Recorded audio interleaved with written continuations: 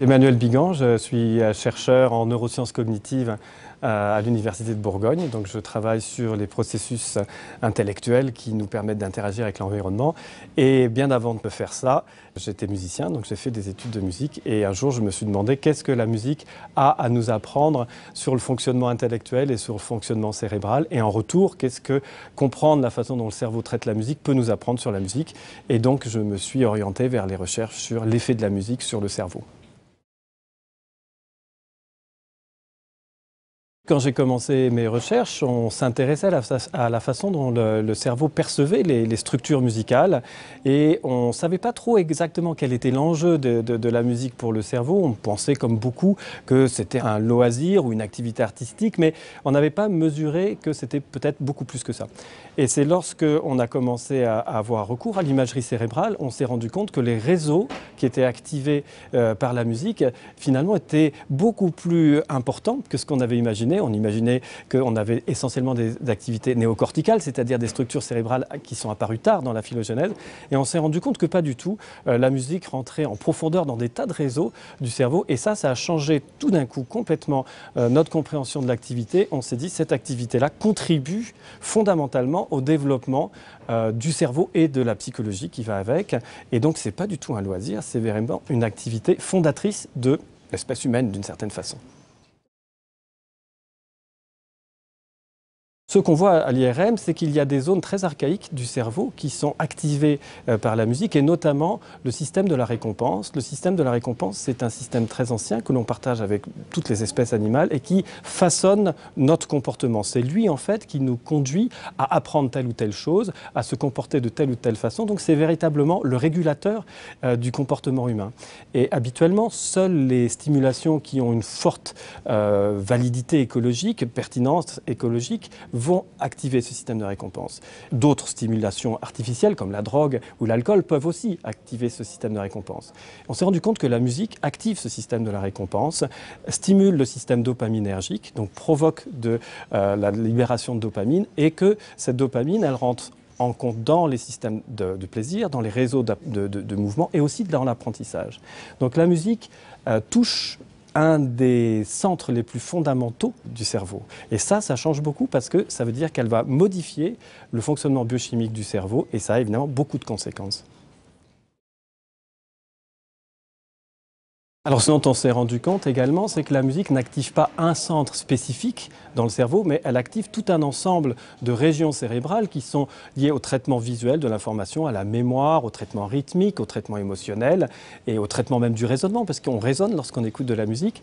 Et donc l'ensemble de ces régions du cerveau est synchronisé pendant l'écoute musicale et c'est ce qu'on a appelé de façon un petit peu métaphorique une symphonie neuronale, simplement parce que la musique coordonne, synchronise dans l'espace du temps musical le fonctionnement de tout un ensemble de réseaux cérébraux. Et ça, c'est important parce que la synchronisation de différentes régions cérébrales, ça a un impact très clair sur la plasticité. C'est les lois basiques d'apprentissage de Hebb.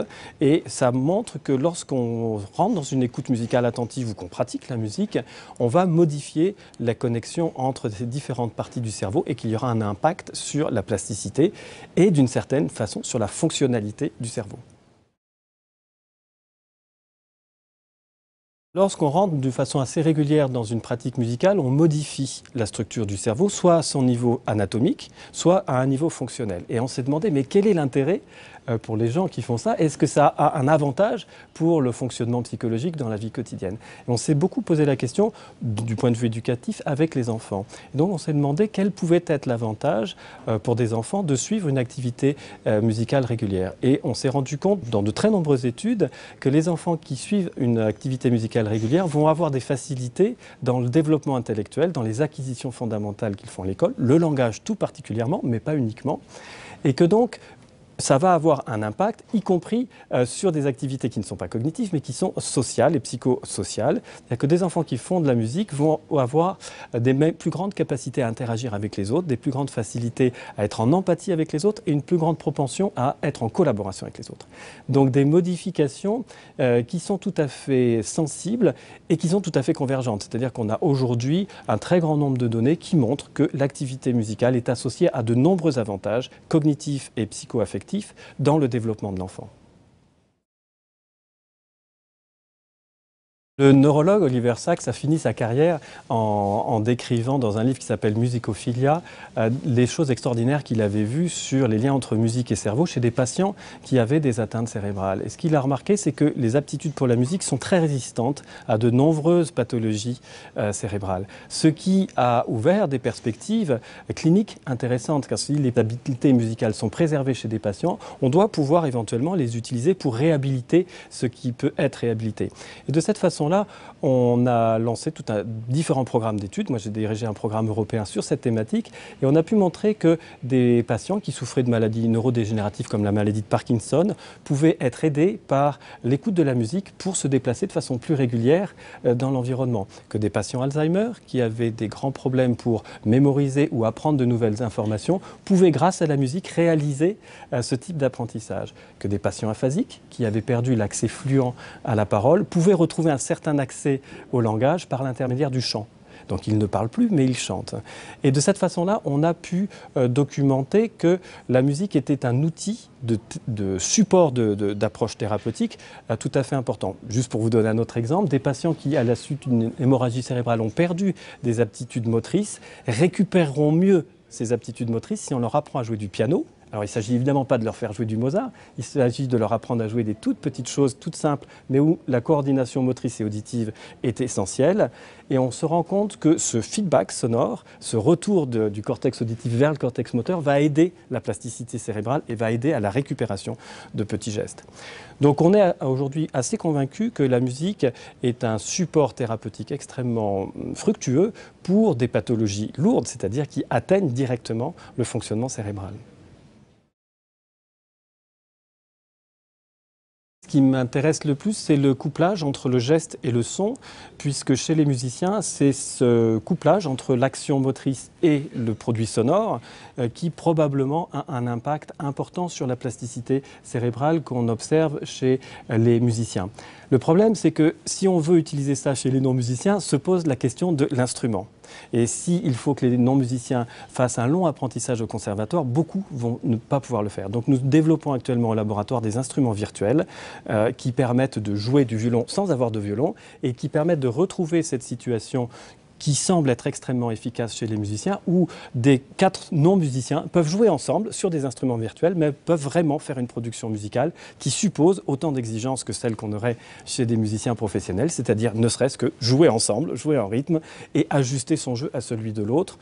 Donc on essaye de reconstruire des situations de pratique musicale qui soient très largement ouvertes au plus grand nombre pour que tout le monde puisse bénéficier de ces effets positifs de la musique.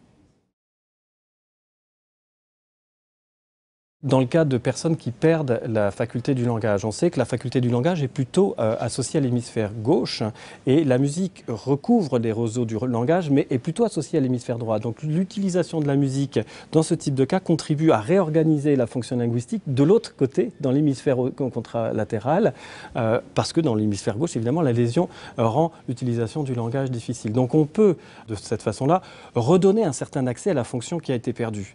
C'est-à-dire qu'on ne va pas complètement redonner tout, mais on va réduire considérablement le handicap. Est-ce qu'on peut aller plus loin? Les hypothèses sont ouvertes. On pense actuellement que la musique peut faciliter la régénérescence de cellules dans l'hippocampe. L'hippocampe, c'est une structure extrêmement importante pour la mémoire. On sait que chez certaines personnes, même par exemple chez des dépressifs, l'hippocampe est atrophié.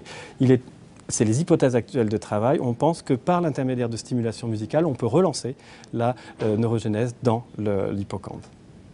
À voir si ça se confirme dans les années à venir.